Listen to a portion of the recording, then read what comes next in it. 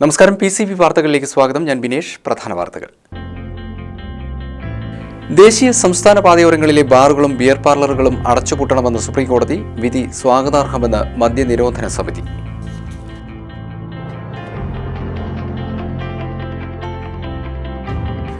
Currency ക്ഷാമത്തിന് ഉടനടി പരിഹാരം കാണണമെന്ന ആവശ്യം. ബാങ്ക് ജീവനക്കാരുടെ സംയുക്ത സമരസമിതി പാലക്കാട്ട് ധർണ നടത്തി.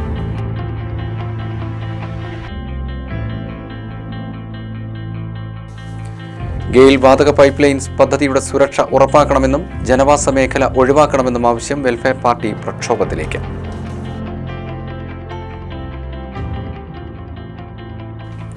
തൃത്താലയ്ക്കടുത്ത് കണ്ണന്നൂർ കാവിൽപ്പടിയിൽ കക്കൂസ് മാലിന്യം തള്ളി. പരിസരമാകെ ദുർഗന്ധമയം. പോലീസിലും ആരോഗ്യവകുപ്പിലും നാട്ടുകാർ പരാതി നൽകി.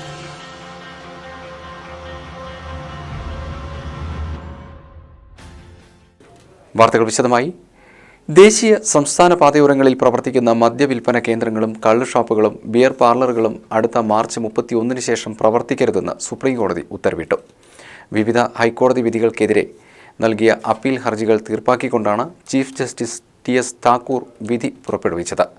പരമോന്നത കോടതി വിധി സ്വാഗതാർഹമാണെന്നും മദ്യം മൂലം ദുരിതമനുഭവിക്കുന്ന ലക്ഷക്കണക്കിന് കുടുംബങ്ങൾക്ക് വിധി ആഹ്ലാദകരമാണെന്നും കേരള മദ്യനിരോധന സമിതി പട്ടാമ്പി താലൂക്ക് കമ്മിറ്റി പ്രസിഡന്റ് ഹുസൈൻ തട്ടത്താഴത്ത് പ്രതികരിച്ചു. PCBയോട് സംസാരിക്കുകയായിരുന്നു അദ്ദേഹം. നാടിൻ്റെ നന്മയും സമാധാനവും ആഗ്രഹിക്കുന്ന സാധാരണക്കാരായ ജനങ്ങൾക്ക് ഏറ്റവും അധികം സന്തോഷം നൽകുന്ന ഒരു വിധിന്യായമാണ് ഇന്ന് സുപ്രീം കോടതി പുറപ്പെടുവിച്ചിട്ടുള്ളത്. ദേശീയ പാതയോരത്തും അതുപോലെ തന്നെ സംസ്ഥാന പാതയോരത്തുമെല്ലാമുള്ള മദ്യശാലകൾ, അത് ബാറുകളായിക്കോട്ടെ, ബിയർ വൈൻ പാർലറുകളായിക്കോട്ടെ, കള്ള് ഷാപ്പുകളായിക്കോട്ടെ, ഏത് തരത്തിലുള്ള മദ്യ വിൽപ്പനശാലകളാണെങ്കിലും ലഹരി വിൽപ്പനശാലകളാണെങ്കിലും 500 മീറ്റർ ചുറ്റളവിൻ്റെ ഉള്ളിൽ ദേശീയ പാതയോരത്ത് അത്തരത്തിലുള്ള സ്ഥാപനങ്ങൾ വർക്ക് ചെയ്യാൻ പാടില്ല എന്ന വളരെ ശ്രദ്ധേയമായൊരു വിധിയാണ് ഇന്ന് പരമോന്നത നീതിപീഠമായ സുപ്രീം കോടതി ഇന്ന് പ്രഖ്യാപിക്കപ്പെട്ടിട്ടുള്ളത്.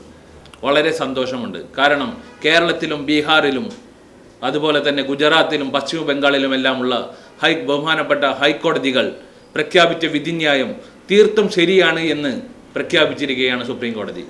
നമുക്കറിയാം, നമ്മുടെ നാട്ടിൽ നടക്കുന്ന അപകടങ്ങളിലെ 85% ഹൈവേയിലും സംസ്ഥാന പാതയിലും നടക്കുന്നത് ഈ ലഹരി ഉപയോഗം മൂലമുള്ള അശ്രദ്ധയും അതുകൊണ്ടുള്ള ബുദ്ധിമുട്ടുകളും കൊണ്ടാണ്. നിരപരാധികളായ ഒത്തിരി ആളുകളുടെ ജീവൻ നഷ്ടപ്പെടുന്ന തരത്തിൽ ഈ ലഹരി ഉപയോഗം തുടർന്നുകൊണ്ടിരിക്കുന്നതിനെ തടയിടാൻ സുപ്രീം കോടതി എടുത്ത ഈ തീരുമാനം തീർത്തും ശ്രദ്ധേയമാണ്, നമ്മേവരും അംഗീകരിക്കേണ്ടതാണ്. ദേശീയ സംസ്ഥാന പാതകളുടെ 500 മീറ്റർ ചുറ്റളവിനുള്ളിലുള്ള മദ്യശാലകൾ എല്ലാം അടച്ചുപൂട്ടാൻ സുപ്രീം കോടതി ഉത്തരവായി. പാതയോരങ്ങളിലെ മദ്യശാലകളുടെ ബോർഡുകളും പരസ്യങ്ങളുമെല്ലാം നീക്കണമെന്നും ഉത്തരവിലുണ്ട്. ചീഫ് സെക്രട്ടറി, സംസ്ഥാന പോലീസ് മേധാവികൾ എന്നിവർക്കാണ് ഉത്തരവ് നടപ്പിലാക്കാനുള്ള ചുമതല. സംസ്ഥാന പാതയോരങ്ങളോട് ചേർന്ന് മദ്യശാലകൾ പാടില്ലെന്ന വിവിധ ഹൈക്കോടതി വിധികൾക്കെതിരെ മദ്യവ്യവസായികൾ നൽകിയ ഹർജിയിൽ വാദം കേൾക്കുമ്പോഴാണ് സുപ്രീംകോടതി ഈ സുപ്രധാന വിധി പുറപ്പെടുവിച്ചത്. പാതയോരങ്ങളിലെ മദ്യശാലകൾ കേന്ദ്രീകരിച്ചുള്ള മദ്യവിൽപ്പന അപകടങ്ങൾ വരുത്തിവെക്കുന്നുവെന്ന് ചൂണ്ടിക്കാട്ടിയാണ് സുപ്രീംകോടതി നടപടി.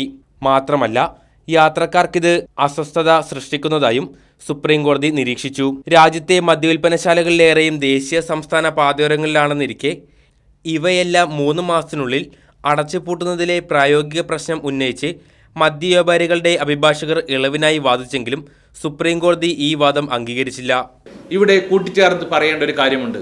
ഇത്തരത്തിലുള്ള ഒരു വിധിന്യായം വന്നപ്പോൾ തന്നെ കേരളത്തിൻ്റെ ബഹുമാനപ്പെട്ട എക്സൈസ് മിനിസ്റ്ററുടെ ഒരു പ്രസ്താവന കണ്ടപ്പോൾ ഏറെ ദുഃഖം തോന്നുകയുണ്ടായി. കാരണം കള്ള് ഷാപ്പുകൾക്കെതിരെ അത്തരത്തിലൊരു നടപടി വരികയാണെങ്കിൽ അതിനെതിരെ അപ്പീൽ പോവാൻ എന്തൊക്കെ മാർഗങ്ങളുണ്ട് എന്ന് അന്വേഷിക്കുമെന്ന് തീർത്തും മനുഷ്യത്വരഹിതമായുള്ള ഒരു പ്രസ്താവനയാണ് ഇന്ന് എക്സൈസ് വകുപ്പിൽ നിന്ന് നമുക്ക് ലഭിക്കാൻ കഴിഞ്ഞത്. ഒരു കാര്യം നിങ്ങൾ മനസ്സിലാക്കണം, സാധാരണക്കാരായ ജനങ്ങൾ അവരുടെ ജീവന് വേണ്ടിയിട്ട് തിരഞ്ഞെടുക്കപ്പെടുന്ന ഗവൺമെൻറ്, ആ ഗവൺമെൻറ്റിൻ്റെ ഭാഗത്തു നിന്നും സാധാരണക്കാരായ ജനങ്ങൾ ഹൈവേയിൽ സഞ്ചരിക്കുന്ന സാധാരണ ജനങ്ങൾക്ക് ബുദ്ധിമുട്ടുണ്ടാകുന്ന തരത്തിലുള്ള ലഹരി പ്രവർത്തനങ്ങളെ തീർത്തും അംഗീകരിക്കുന്ന തരത്തിൽ ഒരു അപ്പീലുമായി നിങ്ങൾ സുപ്രീം കോടതിയെ സമീപിച്ചാൽ തീർച്ചയായും അതിനെതിരെ മദ്യനിരോധന സമിതി മാത്രമല്ല, സമാധാനം ആഗ്രഹിക്കുന്ന, ഏറ്റവും നന്നായി നമ്മുടെ നാട് നടന്നു പോകണം, പുരോഗമനം വേണമെന്ന് ആഗ്രഹിക്കുന്ന ജനങ്ങൾ അതിനായി തിരിയുമെന്നും കൂടി ഉണർത്തുവാൻ ഞാൻ. All India bank employees federation, all India bank employees association എന്നിവയുടെ സംയുക്താഭിമുഖ്യത്തിൽ ജില്ലാ സഹകരണ ബാങ്കിന് മുന്നിൽ ധർണ നടത്തി. ബാങ്ക് ശാഖകളിൽ ആവശ്യത്തിന് പണം എത്തിക്കണമെന്നാവശ്യപ്പെട്ട് നടത്തിയ സമരത്തിൽ നിരവധി പേർ പങ്കെടുത്തു. ഗെയിൽ വാതക പൈപ്പ് ലൈൻ പദ്ധതി ജനവാസ മേഖലയിൽ വേണ്ടെന്നും സുരക്ഷ ഉറപ്പാക്കണമെന്നും ആവശ്യപ്പെട്ട് പ്രക്ഷോഭയാത്ര പര്യടനം തുടങ്ങി. വെൽഫെയർ പാർട്ടി പാലക്കാട് ജില്ലാ കമ്മിറ്റിയുടെ നേതൃത്വത്തിലാണ് കൂറ്റനാട് മുതൽ കഞ്ചിക്കോട് വരെ പ്രക്ഷോഭയാത്ര സംഘടിപ്പിച്ചത്. സമരത്തിന്റെ ഭാഗമായി ഡിസംബർ 21 ബുധനാഴ്ച പാലക്കാട് കളക്ട്രേറ്റിന് മുന്നിൽ ധർണ നടത്താനും തീരുമാനിച്ചു. കൂറ്റനാട് നടന്ന യോഗത്തിൽ അഡ്വക്കേറ്റ് നാരായണൻ നമ്പീശൻ ഉദ്ഘാടനം ചെയ്തു. ഗെയിൽ വാതക പൈപ്പ് ലൈൻ ജനവാസ മേഖലയിൽ നിന്നും ഒഴിവാക്കുക, ജീവസുരക്ഷ ഉറപ്പുവരുത്തുക എന്നീ ആവശ്യങ്ങൾ ഉന്നയിച്ചുകൊണ്ട് വെൽഫെയർ പാർട്ടി നടത്തുന്ന പ്രക്ഷോഭയാത്രയ്ക്ക് കൂറ്റനാടിൽ നിന്നും തുടക്കം കുറിച്ചു. വിക്ടിംസ് ഫോറം സംസ്ഥാന കമ്മിറ്റി അംഗം അഡ്വക്കേറ്റ് നാരായണൻ നമ്പീശൻ ജാഥ ഉദ്ഘാടനം ചെയ്തു. ഗെയിൽ പദ്ധതിയിൽ ഗുരുതര നിയമലംഘനം ഉണ്ടെന്നും പദ്ധതി പ്രകൃതിക്കും ജീവനും ഭീഷണിയാണെന്നും അദ്ദേഹം പറഞ്ഞു. ഈ വാതക പൈപ്പ് ലൈൻ കൊച്ചിയിൽ നിന്ന് മംഗലാപുരത്തേക്ക് കടന്നു പോകുന്ന വാതക പൈപ്പ് ലൈനിന്റെ വ്യാസം എത്ര? ഉത്തരം 24 ഇഞ്ച്. എന്താണ് ഈ പൈപ്പ് ലൈൻ? ഈ പൈപ്പ് ലൈൻ വാതകം ട്രാൻസ്മിറ്റ് ചെയ്യാനുള്ള പൈപ്പ് ലൈനാണ്, വിതരണത്തിനുള്ള പൈപ്പ് ലൈൻ അല്ല. ഒരു ഭാഗത്തു നിന്ന് മറ്റൊരു ഭാഗത്തേക്ക് വൻതോതിൽ വാതകം കടത്തിവിടുന്നതിനുള്ള പൈപ്പ് ലൈനാണ് നമ്മളുടെ ഈ പ്രദേശത്തു കൂടെ കടന്നു പോകുന്നത്. ആർക്കാണ് ഈ വാതക പൈപ്പ് ലൈൻ കൊടുക്കുന്നത്? മാംഗ്ലൂരിൽ ചെന്ന് വാതക പൈപ്പ് ലൈൻ വെറുതെ തുറന്നുവിടാൻ പറ്റില്ലല്ലോ. കൊച്ചിയിൽ നിന്ന് മാംഗ്ലൂരിലേക്ക് വാതക പൈപ്പ് ലൈൻ കൊടുക്കുന്നത് Cochin refineries, Kudremukh iron ore factory, Mahanadi coalfield limited എന്നീ കമ്പനികൾക്കാണ്. വിക്ടിംസ് ഫോറം പ്രവർത്തകർ പറയണം, ഇതിനൊന്നും കൃത്യമായ ഉത്തരം മാത്രമല്ല, ഇതൊക്കെ അംഗീകരിക്കുന്ന രീതിയിലല്ലാതെ അവർക്ക് മുന്നോട്ട് പോകാൻ സാധ്യമല്ല. പിന്നീട് നമ്മൾ പറയുന്നു, ഈ പദ്ധതിയിൽ ഏതെങ്കിലും തരത്തിൽ ഈ പദ്ധതിയിൽ വീട്ടിലേക്ക് ഗ്യാസ് കണക്ഷൻ കൊടുക്കുമെന്ന് പറഞ്ഞിട്ടുണ്ടോ? അവരുടെ ഉത്തരം, വീട്ടിലേക്ക് ഗ്യാസ് കണക്ഷൻ കൊടുക്കും എന്ന് എവിടെയും പറഞ്ഞിട്ടില്ല. ഇതിന്റെ പദ്ധതിയിലാകട്ടെ പ്രോജക്ട് റിപ്പോർട്ടിലാകട്ടെ എവിടെയും വീട്ടിലേക്ക് ഗ്യാസ് കണക്ഷൻ കൊടുക്കുമെന്ന് പറഞ്ഞിട്ടില്ല. രാവിലെ കൂറ്റനാട് നിന്നും ആരംഭിച്ച പ്രക്ഷോഭയാത്ര ഷൊർണൂർ, ഒറ്റപ്പാലം, പത്തിരിപ്പാല, മുണ്ടൂർ എന്നീ കേന്ദ്രങ്ങളിൽ സ്വീകരണം നൽകിയ ശേഷം വൈകുന്നേരം കഞ്ചിക്കോട് സമാപിക്കും. ജാഥ ക്യാപ്റ്റൻ കരീം പറളി, ജില്ലാ സെക്രട്ടറി മത്തായി മാസ്റ്റർ, അജിത് കൊല്ലങ്കോട്, ജില്ലാ കമ്മിറ്റി അംഗം സക്കീർ ഉദലൂർ, മോഹൻദാസ്, KP ചാമുണ്ണി തുടങ്ങിയവർ പങ്കെടുത്തു സംസാരിച്ചു. തൃത്താലയ്ക്കടുത്ത് കണ്ണന്നൂർ കാവിൽപ്പടിയിൽ സാമൂഹ്യവിരുദ്ധർ കക്കൂസ് മാലിന്യം തള്ളി. ബുധനാഴ്ച രാത്രിയാണ് സംഭവം. പരിസരത്ത് അസഹ്യമായ ദുർഗന്ധമുണ്ട്. പുഴയിൽ ചെന്നു ചേരുന്ന തോട്ടിലാണ് ദ്രാവക രൂപത്തിലുള്ള മാലിന്യം ഒഴുക്കിയത്. പന്നി വളർത്തൽ കേന്ദ്രത്തിലെ മാലിന്യമാവാനാണ് സാധ്യതയെന്ന് ആരോഗ്യവകുപ്പ് അധികൃതർ സംശയിക്കുന്നു.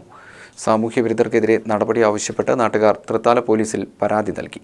തൃത്താല പഞ്ചായത്തിലെ കണ്ണന്നൂർ കാവിൽപ്പടിയിലെ തോട്ടിലാണ് കക്കൂസ് മാലിന്യം തള്ളിയത്. ബുധനാഴ്ച രാത്രിയാണ് സംഭവം. പ്രദേശമാകെ ദുർഗന്ധം വ്യാപിച്ചതിനെ തുടർന്ന് വ്യാഴാഴ്ച രാവിലെ ഉറവിടം തേടി ചെന്നപ്പോഴാണ് നാട്ടുകാർ തോട്ടിൽ മാലിന്യം നിക്ഷേപം കാണാൻ സാധിച്ചത്. തോട് ചെന്നു ചേരുന്നത് പുഴയിലായതിനാൽ മാലിന്യം കുടിവെള്ളത്തിൽ കലരാനുള്ള സാധ്യത ഏറെയാണ്. സംഭവത്തിന്റെ ഗൗരവം ബോധ്യപ്പെട്ട നാട്ടുകാർ തൃത്താല പോലീസ് സ്റ്റേഷനിലും ആരോഗ്യവകുപ്പ് അധികൃതർക്കും പരാതി നൽകി.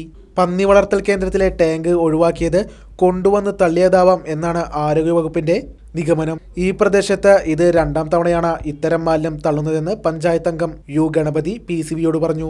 ഇന്നലെ രാത്രിയാണ് തോന്നുന്നത് ഇവിടെ കൊടുത്തിട്ട് ഈ വേസ്റ്റ് കക്കൂസ് മാലിന്യം ഇവിടെ തള്ളിയിരിക്കുന്നത്.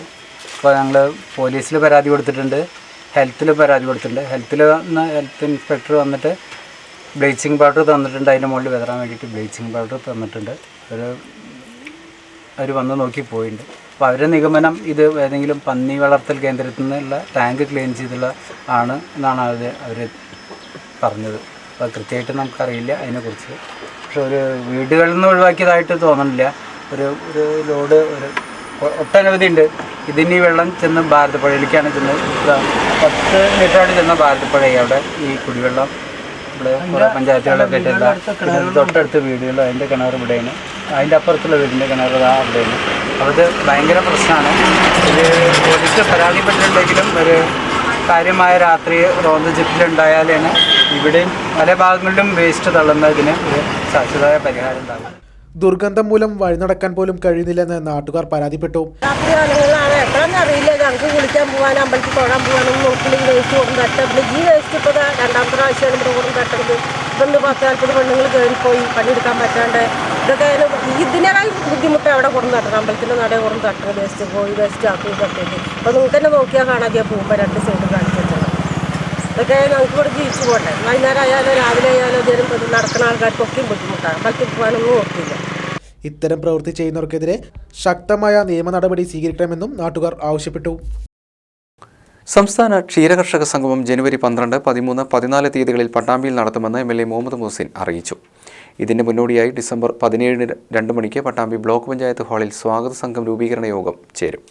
ക്ഷീരവികസന വകുപ്പിന്റെ 2016-17 വർഷത്തെ സംസ്ഥാന ക്ഷീര കർഷക സംഗമം പട്ടാമ്പിയിൽ വെച്ച് നടക്കുമെന്ന് MLA മുഹമ്മദ് മുഹസിൻ അറിയിച്ചു. ജനുവരി 12, 13, 14 തീയതികളിലായാണ് പരിപാടി സംഘടിപ്പിക്കുക. നടത്തിപ്പിന്റെ ഭാഗമായുള്ള സ്വാഗത സംഘ രൂപീകരണം 17-ാം തീയതി ഉച്ചയ്ക്ക് 2 മണിക്ക് പട്ടാമ്പി ബ്ലോക്ക് പഞ്ചായത്ത് ഹാളിൽ വെച്ച് നടക്കും.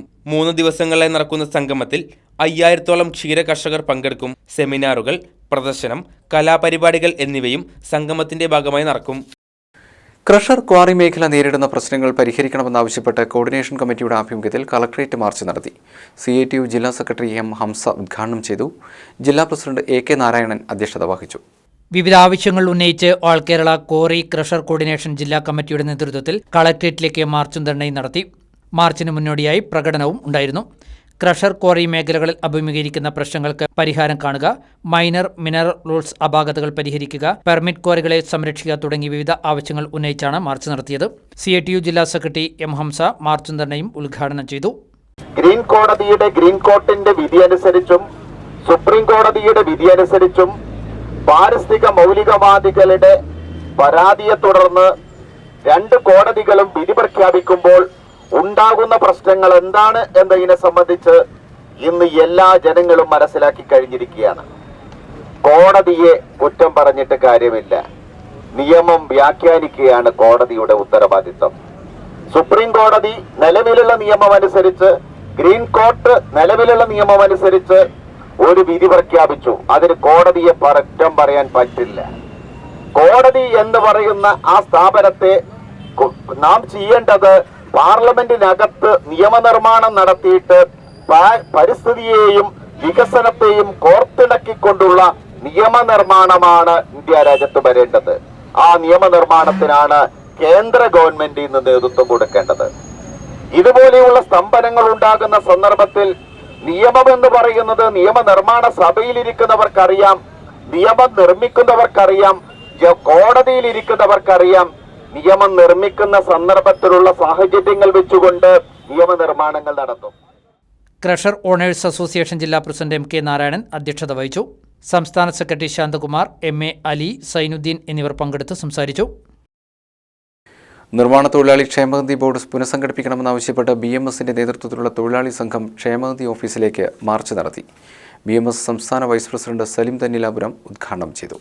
വിവിധ ആവശ്യങ്ങൾ ഉന്നയിച്ച് ജില്ലാ നിർമ്മാണ തൊഴിലാളി സംഘം BMSന്റെ നേതൃത്വത്തിൽ നിർമ്മാണ തൊഴിലാളി ക്ഷേമനിധി ഓഫീസിലേക്ക് മാർച്ചും ധർണയും നടത്തി.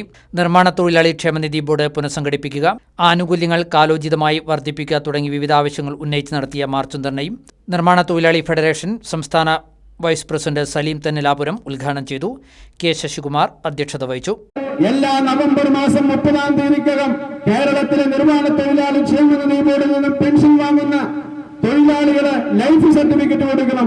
ഞങ്ങൾ ജീവിച്ചിരിക്കുന്നുണ്ട്, ഞാൻ ജീവിച്ചിരിക്കുന്നുണ്ട് എന്ന് ഗവൺമെന്റിനെ തെളിയിക്കുന്ന രേഖയാണ് ലൈഫ് സർട്ടിഫിക്കറ്റ്. അത് ഏതെങ്കിലും ഒരു ഗസറ്റഡ് ഓഫീസറിൽ നിന്ന് സാക്ഷ്യപ്പെടുത്തിയാൽ ഈ ക്ഷേമനിധി ബോർഡിൽ കൊണ്ട് കൊടുത്താൽ വളരെ സുഗമമായി അവർക്ക് പെൻഷൻ ലഭിക്കുന്ന ഒരു പ്രക്രിയയായിരുന്നു കഴിഞ്ഞ ഇടതുപക്ഷ മുന്നണി അധികാരത്തിൽ വരുന്നത് വരെ ഈ കേരളത്തിൽ നടന്നത്. പക്ഷെ ഇടതു മുന്നണി അധികാരത്തിൽ വന്നതിന് ശേഷം അവർ പുതിയൊരു ഉത്തരവിറക്കി. ഈ നിർമ്മാണ തൊഴിലാളി ക്ഷേമനിധി ബോർഡിൽ നിന്ന് പെൻഷൻ വാങ്ങുന്ന മുഴുവൻ ആളുകളും ഒരു ഡിജിറ്റലൈസേഷന്റെ ഭാഗമായി ഒരു അപേക്ഷാ ഫോറം പൂരിപ്പിച്ചു തരണം.